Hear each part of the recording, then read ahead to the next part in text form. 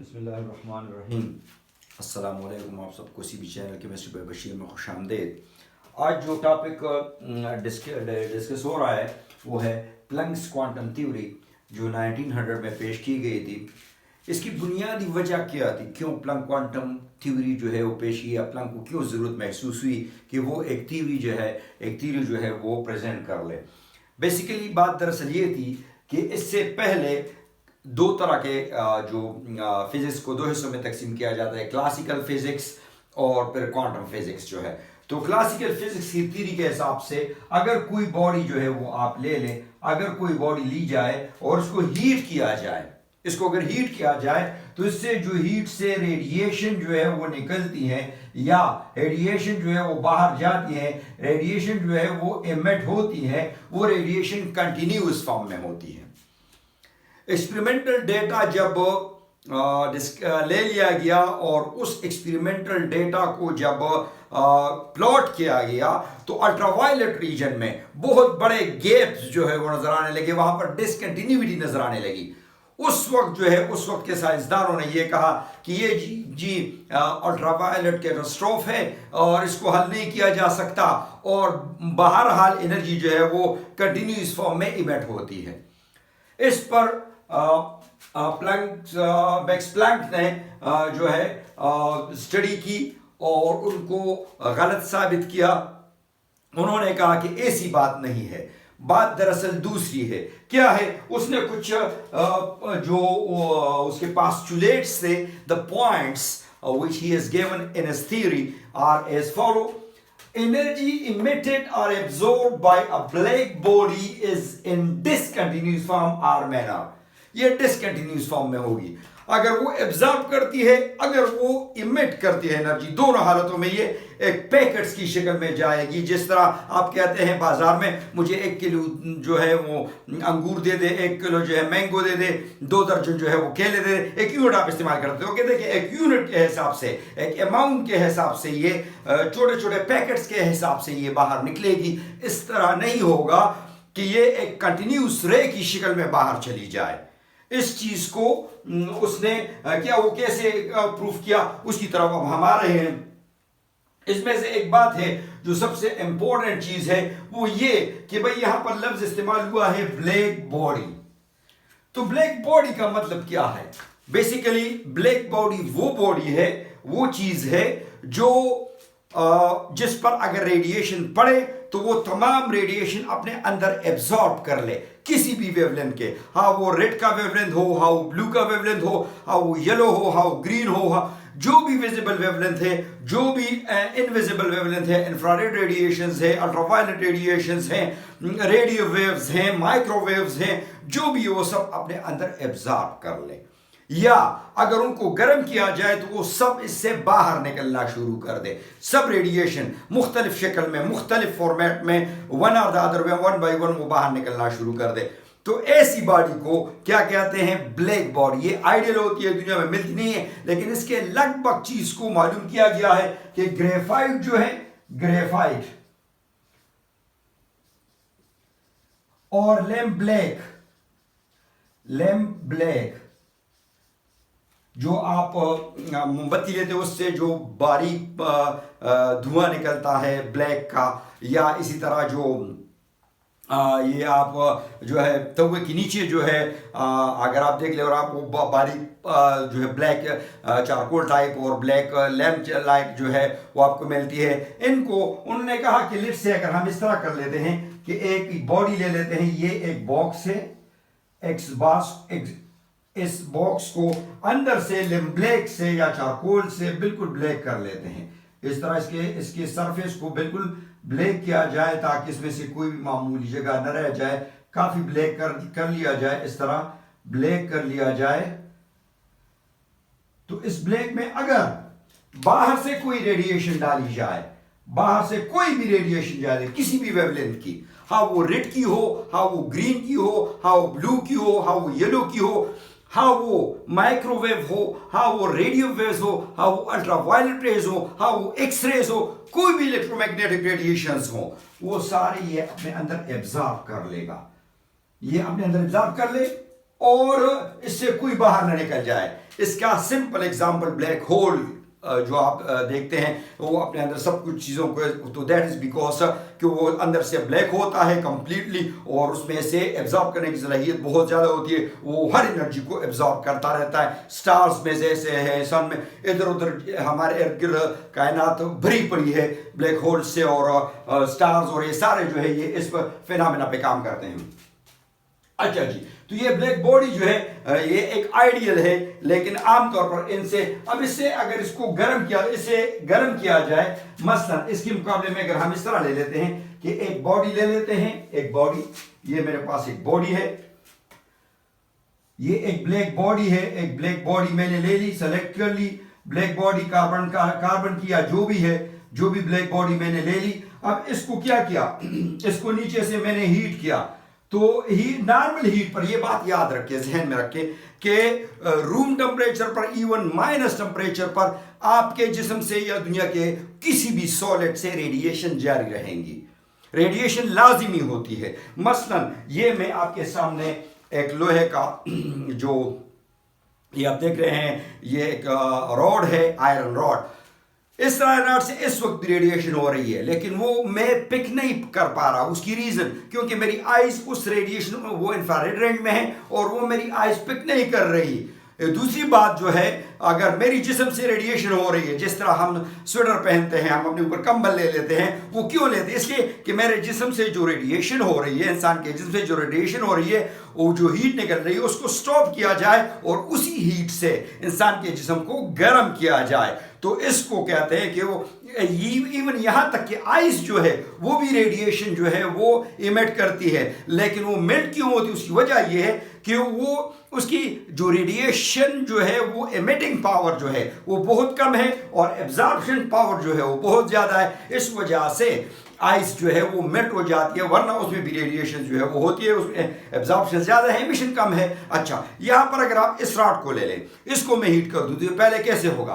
पहले जो हीट होगा तो मुझे इससे कोई किसी तरह का कलर नजर नहीं आएगा, लेकिन इससे हीट इवॉल्व हो रही है, वो इंफ्रारेड रेंज में होगी, वो कोई और रेंज होगी, वो मुझे नजर नहीं आ रही।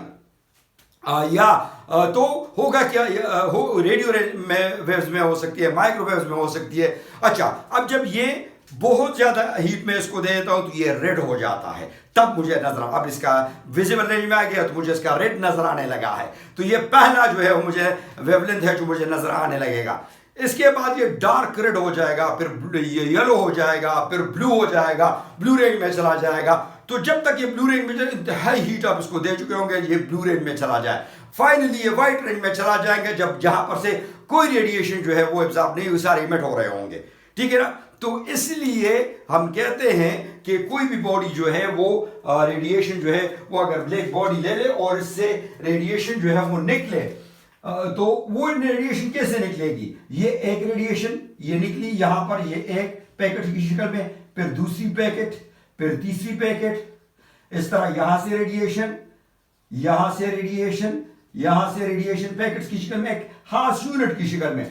इस पैकेट को इसी तरह यहां से रेडिएशन निकलती है, यहां से रेडिएशन निकलती है। ये पैकेट्स किसी कंटिन्यूस फॉर्म में नहीं निकलती, कंटिन्यूस फॉर्म में नहीं निकलती। इसको उसने कहा कि radiation are not in continuous form, they are in discontinuous form, discontinuous manner. अच्छा जी, यहां तक तो बात क्लियर हो गई कि भाई कोई भी ब्लैक बॉडी जो होगी, उससे अगर कोई भी बॉडी हो, लेकिन अगर वो ब्लैक बॉडी, सपोज यानी आइडियल ब्लैक बॉडी ले, an ideal solid body, an ideal solid body which emits और एब्जॉर्ब ऑल इलेक्ट्रोमैग्नेटिक रेडिएशन, उसको ब्लैक बॉडी कहते हैं। तो ये आपको मिले या इवन ब्लैक मिले या आयरन रॉड मिले, जो भी हो, लेकिन जब उससे एनर्जी एमिट हो रही हो तो वो किस फॉर्मेट में होगी? वो पैकेट्स की शक्ल में, छोटे छोटे हिस्सों की शक्ल में जाएगी। अच्छा, दूसरी बात, the discontinuous wave packets are discrete units called quantum orbital। अब इनको इस हिस्से को, ये एक डिस्क्रीट अलहदा हिस्सा है, ये एक अलहदा हिस्सा है, ये एक अलहदा हिस्सा है, इस तरह इसको देख ले, ये एक अलहदा, इतना इतना ये एक बराबर हिस्से होंगे, ये बिल्कुल बराबर, ये बराबर होंगे, और इसको नाम किया जाए, एक को नाम दिया जाएगा क्वांटम और कई को नाम दिया जाएगा क्वांटा। तो तो ये क्वांटम है एनर्जी। जिस तरह हम कहते हैं 1 किलो, 1 लीटर, 10 लीटर, या हम कहते हैं 10 मोल, या हम कहते हैं 2 दर्जन, इस तरह इसका यूनिट क्वांटम है। और कई जब मिलते हैं तो उसको क्वांटा कहा जाएगा। डिस्कंटिन्यूअस वेव पैकेट्स जो है, इसको हमने इसको वेव पैकेट्स भी कहते हैं, इसको पल्स ऑफ एनर्जी भी कहते हैं। और फिर उसकी यूनिट जो है वो मैंने आपको बता दिया कि क्वांटम और प्लूरल्स का क्वांटा है। अब वो एनर्जी, ये यहां से जो एनर्जी निकलती है वो किसके बराबर होगी? एक क्वांटम की एनर्जी किसके बराबर होगी? Energy is equal to H nu. H nu. अब यहां पर एच न्यू को मैं इस तरह भी लिख सकता हूं, E is equal to N H nu. N H nu भी लिख सकता हूं। एन का मतलब क्या है? Is equal to 1 2 3 4 and so on. यानी एक को अगर इसकी जगह मैं एक लिख दूं, ये 1 क्वांटम, 2 क्वांटम, 3 क्वांटम, इस तरह की एनर्जी होगी, ठीक है ना। लेकिन इस तरह नहीं लिखा जा सकता कि n is equal to 1/2, 1/2/2 -1/3, 4/9 and so on. इस तरह मैं नहीं लिख सकता, ये गलत है। ये होल नंबर में होगा। 1 quantum, 2 quantum, 2 quanta, 3 quanta, 4 quanta, 5 quanta, 10 quanta, 100 quanta, 1000 quanta, इस तरह का सिलसिला चलता रहेगा। तो ये मेरे पास जो है किस चीज की, ये आपके पास एक इसकी ब्लैक बॉडी जो है, रेडिएशन के हवाले से बात थी कि ब्लैक बॉडी जो है वो जब उससे रेडिएशन होती है तो वो रेडिएशन जो है वो पीसेस में होती है, छोटे छोटे हिस्सों में होती है। उस एक हिस्सों को क्वांटम कहा जाता है, कई को कलेक्टिवली क्वांटा कहा जाता है। और उसकी स्पेसिफिक एनर्जी है वो बराबर होती है एच न्यू के।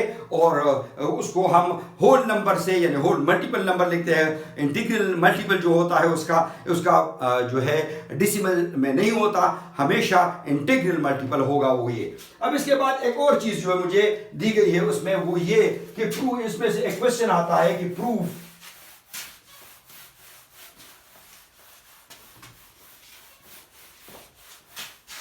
अच्छा जी। अब एक क्वेश्चन इसमें से अराइज होता है आमतौर पर पेपर, ये आपको क्वेश्चन में आता है कि जो इससे पहले हमने पढ़ा कि भाई what is the definition of black body, या ये कहा जा सकता है कि right the postulates of Planck's quantum theory. अब इसमें से एक क्वेश्चन अराइज होता है, वो होता है कि proof E is equal to HCV bar. इस चीज को प्रूफ कर ले। आता है कि इस चीज को प्रूफ कर ले, तो कैसे प्रूफ करेंगे? तो इसको प्रूफ करने के लिए तरीके का, पहले मुझे चंद चीजों की इंफॉर्मेशन मिल जाए जो आपको ऑलरेडी पता भी होंगी, लेकिन फिर मैं आपके सिर्फ याद दिलाने के लिए जस्ट टू रीमेमोराइज, या यूं समझे कि रिकॉल योर मेमोरी। ये जो है पहला जो है वो है हम कहते हैं वेवलेंथ जो है ये लेमडा से जाहिर होता है। और ये क्या होता है, लेट्स से मैं ये एक रे जो है वो हमेशा वेव की शक्ल में मूव करती है, वेव की शक्ल में मूव करती है। तो ये इसका यहां ये एरिया और ये एरिया, ये क्या कहलाता है? CREST, crust. और ये एरिया ये ट्रॉफ, TROUGH, ट्रॉफ। अब कंसेक्यूटिव या एडजेसेंट टू क्रस्ट के दरमियान जो एरिया है, ये एरिया यहां से लेकर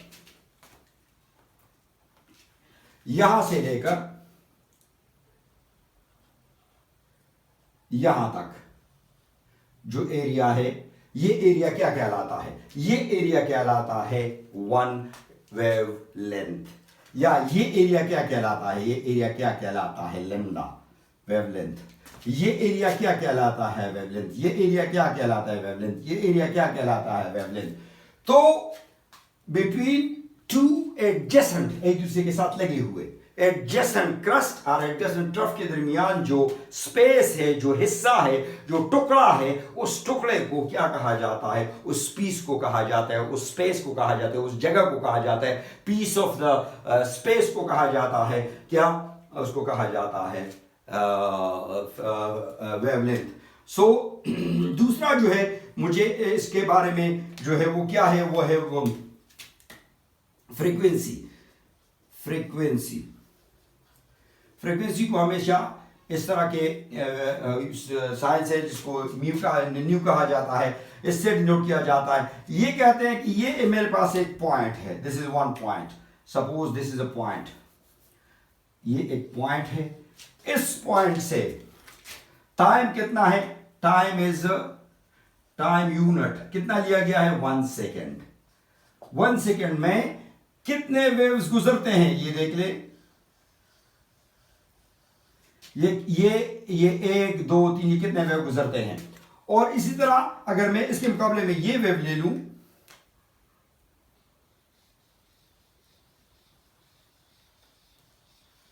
अब इसमें से क्या है, इसमें ये वेव जो है ये बड़ा है, ये जगह बड़ा है, ये जगह बड़ा है, ये जगह बड़ा है, ये जगह बड़ा है, लेकिन इसका वेवलेंथ जो है छोटा है, इसका वेवलेंथ छोटा है, इसका वेवलेंथ छोटा है। तो ये 1 सेकंड में ज्यादा इससे पास होंगी, ये 1 सेकंड में कम इससे पास होंगी।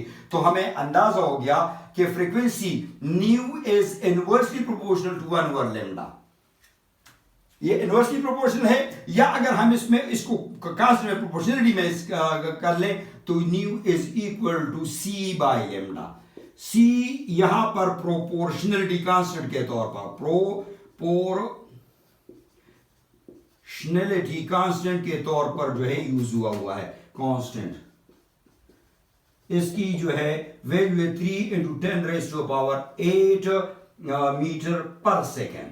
अच्छा जी, ये मुझे मिलना चाहिए। और इसके साथ जो है एक और जो चीज है जो मोस्ट इंपॉर्टेंट है, वो क्या है, वो है आपके पास तीसरा जो है वो है वेव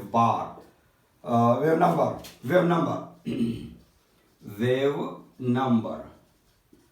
इसको वी बार से डिनोट किया जाता है, तो ये क्या है, ये एक लेट से ये एक स्पेस आप ले लेते हैं, एक टुकड़ा ले लेते हैं, एक जगह ले लेते हैं। लेट से मैंने 1 फीट जगह ले ली, इस 1 फीट में कितने वेव्स आएंगे, ये इतने वेव्स आ गए। जबकि अगर मैं छोटे ले लूं तो ये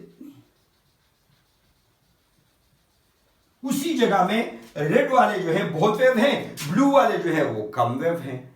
तो ये भी जो है is equal to 1 over lambda, ये भी इसके बराबर है, ये भी इसके बराबर है 1 ओवर लैम्डा। तो ये 3 चीजें मेरे पास हो तो इससे मैं बड़े आराम से कर सकता हूं, इसको इस तरह लिखा जा सकता है। ये देखिए, अब मैं आगे जा रहा हूं तो देख ले, मेरे पास जो है फर्स्ट इक्वेशन जो है वो है E is equal to H nu. ठीक, अब इस न्यू की जगह यहां पर ये इक्वेशन नंबर 1 है, इसमें यहां से वैल्यू पुट करें, न्यू की वैल्यू ये है, ये मेरे पास है सी इज इक्वल प्रोपोर्शनल निकाल दिए तो हो गया। ये लेट से ए है और ये मेरे पास बी है, तो यहां से इसमें वैल्यू डाल दे, putting value of nu from A हमारे साथ मिल जाएगा क्या, E is equal to H C by lambda, या मैं इसको इस तरह भी लिख सकता हूं एच सी 1 ओवर लेमडा, इस तरह भी लिख सकता हूं। ये इक्वेशन 2 हो गया। Putting value of v bar, putting अब इसमें से ये बी है, ये मैंने बी लिखा है, putting value of 1 over lambda from equation be in 2, तो मेरे पास क्या हो जाएगा, मेरे पास हो जाएगा E is equal to H c और इसकी जगह ये वी बार आ जाएगा, ये वी बार, ये प्रूव हो गया। इससे क्या मतलब है, इससे मतलब ये है कि आपकी एनर्जी वेवलेंथ के साथ भी रिलेटेड है, आपकी एनर्जी जो है वो स्पीड ऑफ लाइट के साथ भी रिलेटेड है, आपकी एनर्जी जो है वो फ्रीक्वेंसी के साथ भी रिलेटेड है, आपकी एनर्जी जो है वो वेव नंबर के साथ भी रिलेटेड है। ये इक्वेशन आपको सारे इंफॉर्मेशन से दे सकती है। उम्मीद है आपको पसंद आ गई होगी वीडियो, और आपको इसमें से जो आपका मकसद था, जो आपका नॉलेज था वो मिल चुका होगा। कोई क्वेश्चन हो, कोई ऐसी चीज़ हो जो पेचीदा हो, आप मुझसे फिर भी पूछ सकते हैं, और इंशाल्लाह अगली वीडियो में ज़रूर मैं आपको उसका जवाब दूंगा। नेक्स्ट वीडियो के लिए मुझे इजाज़त दीजिए, अपना बहुत ख्याल रखिए, अल्लाह हाफिज़।